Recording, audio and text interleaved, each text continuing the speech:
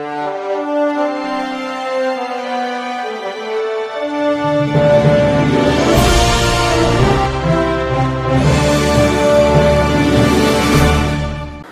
मी Shweta Pawar. City TV लाईव्हच्या बातमीपत्रात आपलं स्वागत आहे. श्री सिद्धेश्वर सोलापूर कृषी उत्पन्न बाजार समितीच्या माध्यमातून नियोजित व्यापारी भवनाची कोनशिलाचे अनावरण आमदार तथा बाजार समिती सभापती विजय देशमुख मालक यांच्या शुभ हस्ते करण्यात आला.